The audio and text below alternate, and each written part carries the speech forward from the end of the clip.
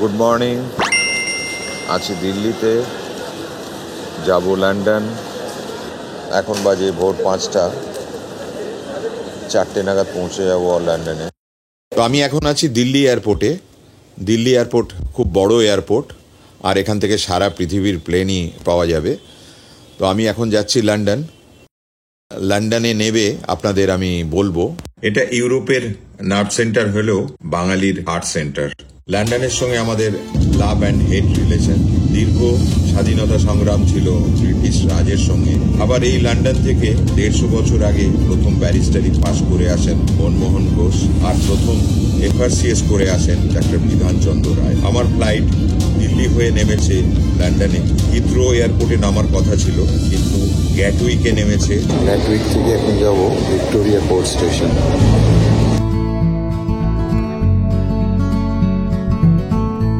Gatwick station থেকে train ধরে চলে এসেছি কিংস ক্রস প্যাঙ্ক্রিয়াস স্টেশনে, আর এর পাশেই আমার হোটেল। তা হোটেলে মালপত্র রেখে চলে যাব শহরের প্রাণকেন্দ্রে।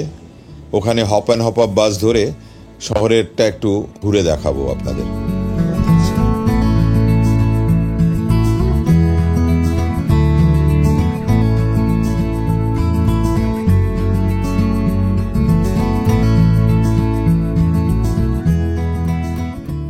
হোটেলে মালপত্র রেখে ধরেছি একটা হপ অ্যান্ড হপ আপ বাস। যদিও লন্ডন ঘোরার সবচেয়ে ভালো উপায় এখানকার দোতলা বাস আর মেট্রো, খুবই এফিশিয়েন্ট ব্যবস্থা। তবে হপ অ্যান্ড হপ আপ বাসে বসে শহরের একটা প্যানোরামা দেখা যায়, তাই এটাতে উঠে পড়েছি আপনাদের লন্ডন শহরের একটা ঝলক দেখাবো বলে। ঐতিহাসিক শহর এই লন্ডন। প্রায় 2000 বছরের ইতিহাস জড়িয়ে আছে। রোমান সভ্যতার প্রভাবে গড়ে ওঠে এই লন্ডিনিয়াম।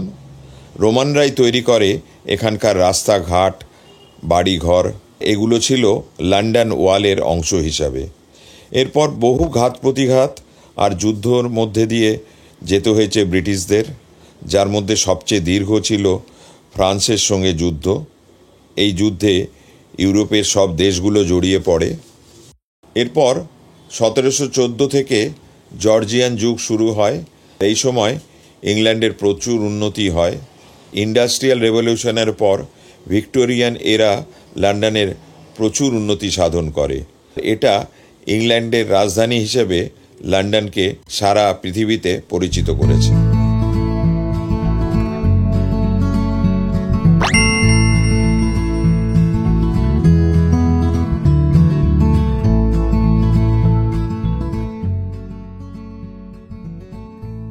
এই ওয়েস্টমিনস্টার পিয়ার থেকে আমি একটা বোট ক্রুজ নিয়েছি, যেটা লন্ডনের সব আইকনিক জায়গাগুলোর পাশ দিয়ে যাবে আর থেমস নদীর ওপর দিয়ে যাবে। প্রায় 40 মিনিটের বোট ক্রুজ। 18 পাউন্ড লাগে, মোটামুটি 2000 টাকা ধরুন। এটা লন্ডনের আইকনিক জায়গা। থেমসের নিজস্ব একটা সৌন্দর্য আছে। পৃথিবীর নামকরা নদীগুলোর মধ্যে থেমস একটা। যারা খুব নামকরা শহর, প্রত্যেকটা দেশের একটা নদী আছে এবং এই নদীটাকে তারা কাজে লাগিয়েছে।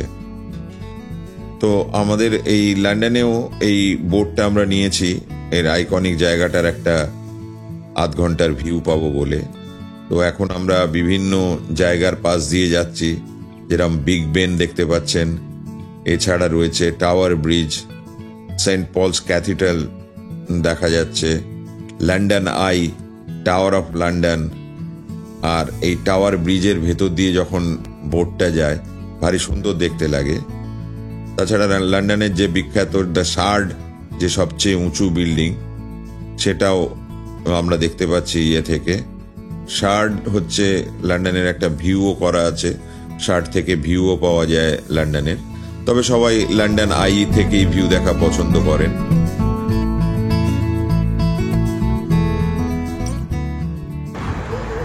লন্ডনে আর একটা সকাল হচ্ছে, আর এই সকালবেলা বেরিয়ে পড়েছি লন্ডনের অ্যাট্রাকশনগুলো এক্সপ্লোর করার জন্যে। আমার হোটেলের খুব কাছেই ব্রিটিশ মিউজিয়াম, তো বাসে করে নেমেছি ব্রিটিশ মিউজিয়ামে। এটা 1753 সালে প্রতিষ্ঠিত হয়। এই মিউজিয়ামটি বিশ্বের বৃহত্তম গুরুত্বপূর্ণ মিউজিয়ামগুলোর মধ্যে একটা। প্রচুর লোক আসেন এটা দেখতে। প্রায় 250 বছর আগেকার এই মিউজিয়াম। আর এখানে একটা বড় লাইব্রেরিও আছে। 1,30,00,000 মতো এক্সিবিট আছে, যেটা খুব আনকমন। এটা একটা গর্বের ব্যাপার এই ব্রিটিশ মিউজিয়ামের কাছে। পৃথিবীর সব দেশেরই ইতিহাস এখানে আপনি পাবেন। এখানে আমেরিকার বিভিন্ন দেশের সভ্যতার ইতিহাস দেখতে পাচ্ছি এবং তার এক্সিবিটগুলোও দেখতে পাচ্ছি। দক্ষিণ আমেরিকার চিচেন ইৎসাও দেখতে পাচ্ছি এখানে। আর বইও প্রচুর রয়েছে, বিক্রিও হচ্ছে। এই অ্যাট্রিয়ামের মধ্যে পুরো একটা ক্যাফে রয়েছে, রেস্টুরেন্ট রয়েছে। অনেকে বলেন এটা নাকি চিপেস্ট ক্যাফে অফ লন্ডন। তো এখানে বসে সবাই একটা রিল্যাক্সিং মুডে সবাই কফি খাচ্ছেন, অনেকটা আমাদের কলেজ স্ট্রিটের বই পড়ার মতো ব্যাপার। এখানে সব কিছু পাবেন, অডিও গাইড আছে। আর সবচেয়ে বড় কথা, এই মিউজিয়ামটা একেবারে ফ্রি, কোনো পয়সা লাগে না এখানে আসতে। আর আফ্রিকারও জিনিস এখানে সমস্ত আপনারা দেখতে পাবেন। এখানে অনেকগুলো ফ্রি ট্যুর থাকে।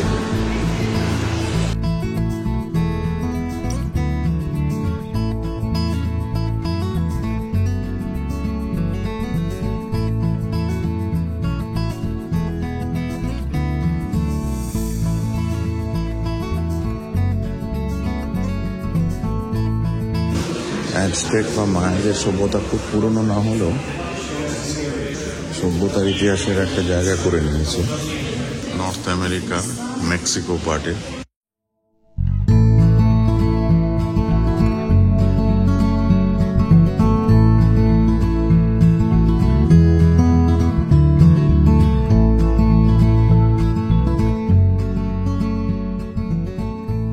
টিয়াহুয়াকান বা চিচেন ইৎসা যদিও খুব পুরনো সভ্যতা নয়, 1,000-1,200 বছর, 1,500 বছরের কাছাকাছি, কিন্তু পৃথিবীর ইতিহাসে নিশ্চয়ই একটা মানে রাখে। এই সার্পেন্টকে দেখতে পাবেন চিচেন ইৎসাতে। আফ্রিকাতে ঢুকে পড়েছে।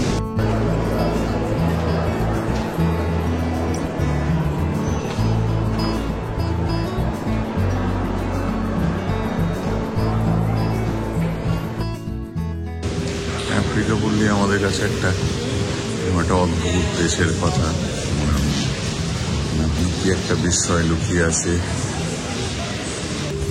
আমার কাছে সাউথ আফ্রিকান মাস্ক বাড়িতে অনেকগুলো আছে। আফ্রিকান মাস্ক বিভিন্ন জায়গাকার।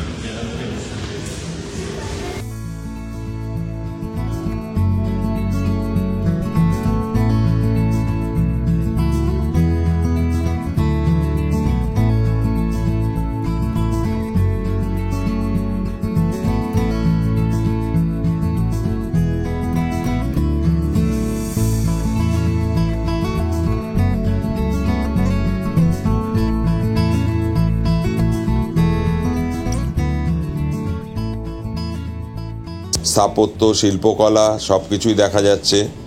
আর এই যে দেখতে পাচ্ছেন এখানে একটা নোট বোর্ড বলতে পারেন, যার মধ্যে কোন তলাতে কি আছে এখানকার একটা ডাইরেকশন সব দেওয়া রয়েছে। ইউরোপের মধ্যে সবচেয়ে খুব বেশি ভিড়, তবে আমরা চলে যাচ্ছি ইরানের দিকে। এটা অপেক্ষাকৃত ছোট, তবে ভেতরটা ভারী সুন্দর, খুব সুন্দর করে সাজানো গোছানো। তবে যেটা সবচেয়ে বেশি আকর্ষণ করবে সেটা হচ্ছে ইজিপ্ট সেকশনটা সত্যি দেখবার মতো। তো যাই হোক, বেশ বড় মিউজিয়াম, সারাদিন কেটে যাবে, 2 দিন 3 দিনও আপনি আসতে পারেন এখানে। তবে আমার হাতে সময় কম, তাই আমরা বেরিয়ে পড়ছি এখন পরের আকর্ষণের দিকে, আর আপনাদের দেখাতে থাকবো নেক্সট অ্যাট্রাকশন। আমাদের পরবর্তী গন্তব্য বাকিংহাম প্যালেস।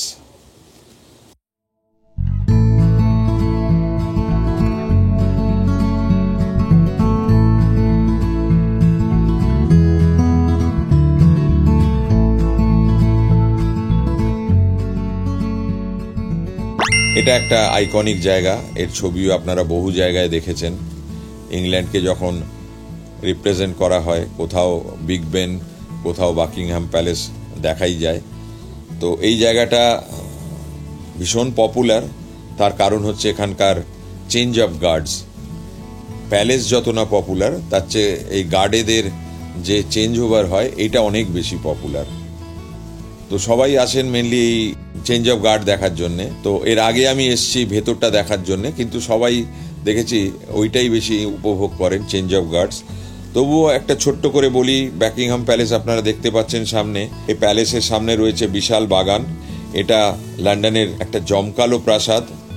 যদিও অন্যান্য ইউরোপিয়ান প্যালেসগুলোর চেয়ে এটা একটুখানি বলতে পারবো পুরনো এবং অতটা ঝাঁকজমকপূর্ণ নয়। এই প্রাসাদে 775টি রুম আছে।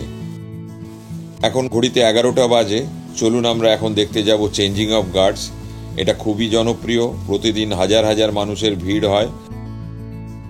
অবশ্যই এখানে যখন আসবেন ডে আর টাইমটা অবশ্যই চেক করে নেবেন যে ওই দিনে কটার সময় চেঞ্জ অফ গার্ডসটা হচ্ছে।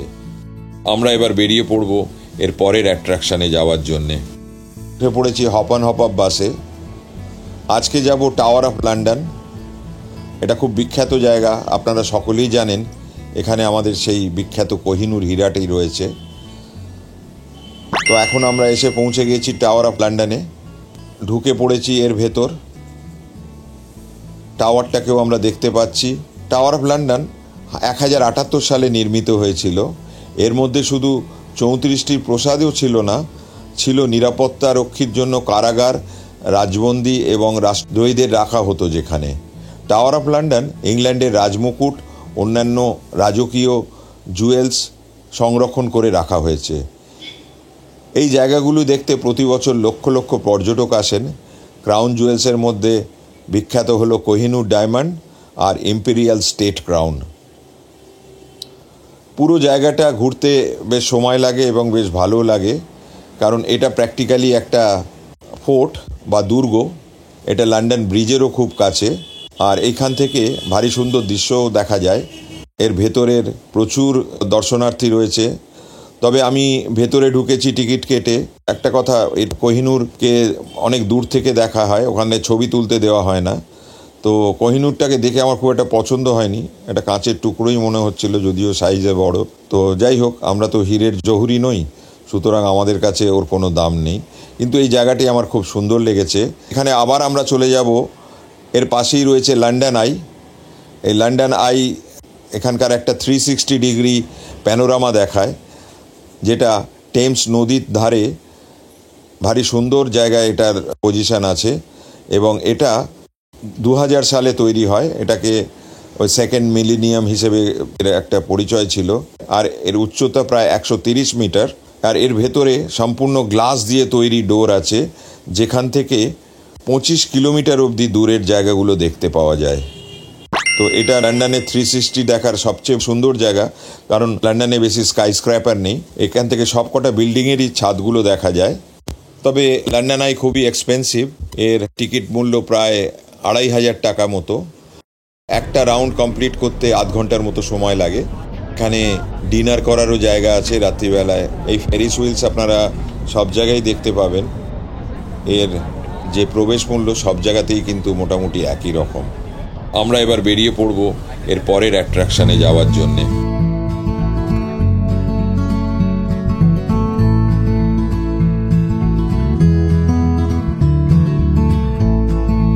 আমার এই বাস এসে দাঁড়িয়েছে শহরের মধ্যমণি ওয়েস্টমিনস্টার অ্যাবের কাছে। 1000 বছরের এই চার্চকেই ওয়েস্টমিনস্টার বলা হয়। এটা ইউনেস্কো হেরিটেজ সাইট। পুরো আশেপাশের এরিয়াটাকে ওয়েস্টমিনস্টার বলা হয়। এটা অক্সফোর্ড স্ট্রিট অবধি বিস্তৃত।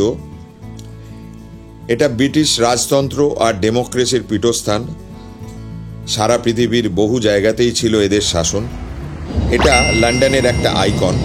তবে এটা এখন ইনস্টাগ্রামের দখলে। লন্ডন নিয়ে যে কোনো ইনস্টাগ্রাম বা রিল দেখবেন, এই বিগ বেনকে দেখতে পাবেন। আসলে বিগ বেন একটা ক্লক টাওয়ার, আর এটা এর নিকনেম। এটার আসল নাম হচ্ছে গ্রেট ক্লক। আর এই টাওয়ারটাকে বলা হয় এলিজাবেথ টাওয়ার। 96 মিটার উঁচুতে 1300 কেজি ওজনের ঘড়ি আর ঘণ্টা রাখা আছে। 13 বছর ধরে এই ঘণ্টা তৈরি হয়েছিল 1846 সালে।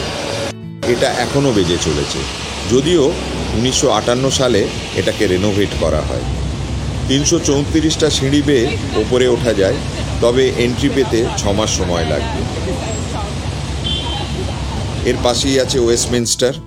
এটা লন্ডনের সবচেয়ে বড় সেটেলমেন্ট। বিগ বেনও এর মধ্যে পড়ে।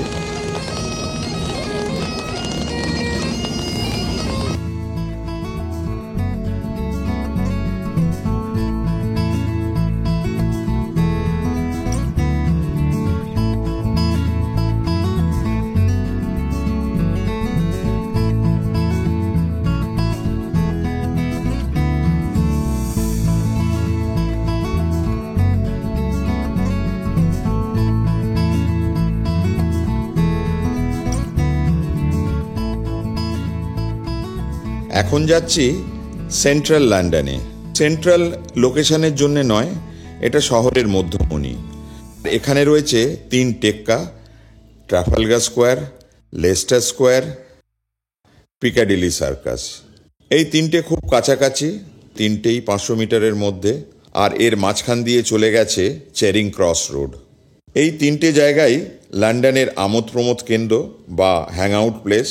ঘন্টার পর ঘন্টা কেটে যাবে কীভাবে বুঝতে পারবেন না। আমার বাস ট্রাফালগার স্কোয়ারে স্টপ দেয়। নেমে পড়েছি বিখ্যাত এই ট্রাফালগার স্কোয়ার দেখতে। ট্রাফালগার যুদ্ধে ফ্রান্সের বিরুদ্ধে জয়ী হওয়ার পর এই স্কোয়ারে সেলিব্রেশন হয়। তারপর থেকে এই জায়গাটার নাম হয়ে যায় ট্রাফালগার স্কোয়ার। 1844 সালে এটা খুলে দেওয়া হয়। শুধু সেলিব্রেশন নয়, প্রতিবাদ করারও জায়গা এটা। এখানে আছে বিখ্যাত যোদ্ধা নেলসনের নামে তৈরি হয়েছে নেলসন কোলাম, আর তার আশেপাশে রয়েছে পাহারা দেওয়ার জন্য 4টি সিংহ। এখানে রয়েছে বিখ্যাত ন্যাশনাল গ্যালারি। প্রচুর শিল্প এবং চিত্রকলার সম্ভার এখানে রয়েছে।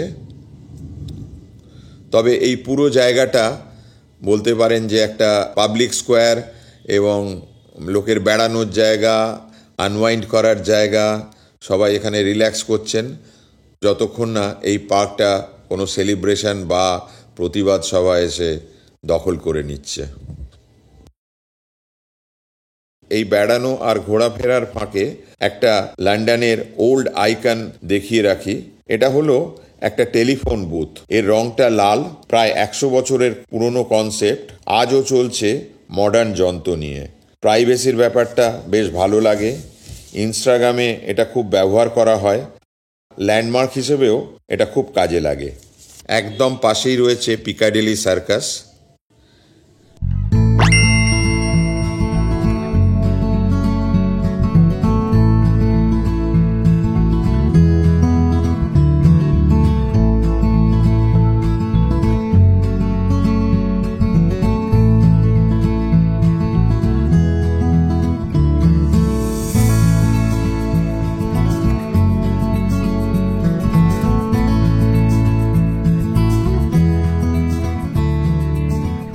নিয়ন সাইন, ভিডিও ডিসপ্লে, বিলবোর্ড এইসব দিয়ে মোড়া পিকাডেলির মধ্যে একটা ফাউন্টেন আছে, যার সিঁড়িতে বসে গুলতানি করা আর সিঁড়ির ওপরে চাতাল থেকে সেলফি আর ছবি তোলার জন্যে সবাই আসেন। তার একটা প্রধান কারণ হলো এটা একটা রোড জাংশন, তাই ছবি তোলার খুব উপযুক্ত জায়গা। এখানে আছে স্ট্যাচু অফ ইরস, রোম্যান্টিসিজমের প্রতীক। অনেক theatre, band retail shop, cafe, restaurant আর পাবও আছে এখানে। পিকাডেলি থেকে এবার যাব লেস্টার স্কোয়ারে।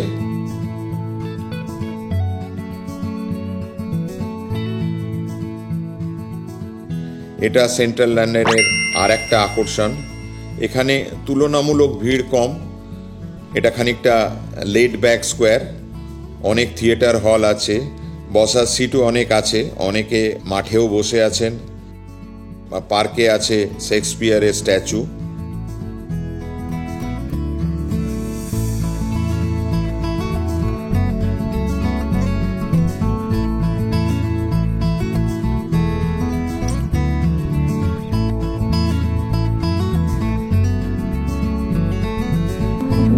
ক্যাফে, রেস্টুরেন্ট, বারও আছে অনেক। গান বাজনাও চলবে অনেক রাত অবধি।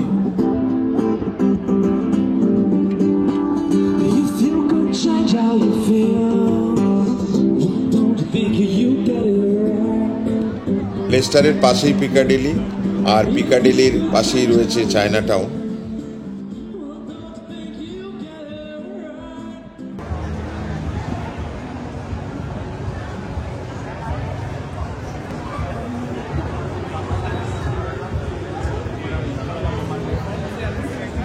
এই সেন্ট্রাল লন্ডনের এই জায়গাটা এলে সবশেষে একটা মহান কাজ করতে হবে, সেটা হলো চায়না টাউনে ডিনার করা।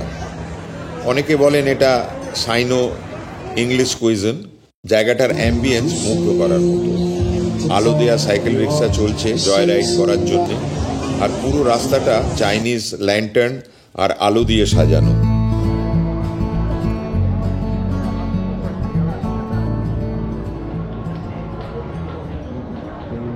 অনেক সুভেনির আর কনভি স্টোরও আছে। তবে চাইনিজদের যেটা বিখ্যাত খাবার ডাম্পলিং, সেটা অবশ্যই টেস্ট করতে ভুলবেন না।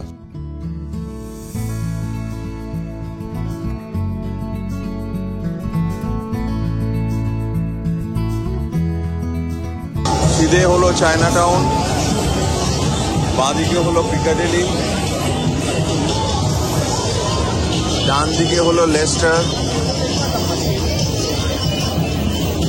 আর এইদিকে হলো আমার হোটেলের রাস্তা। এবার হোটেলে যাব।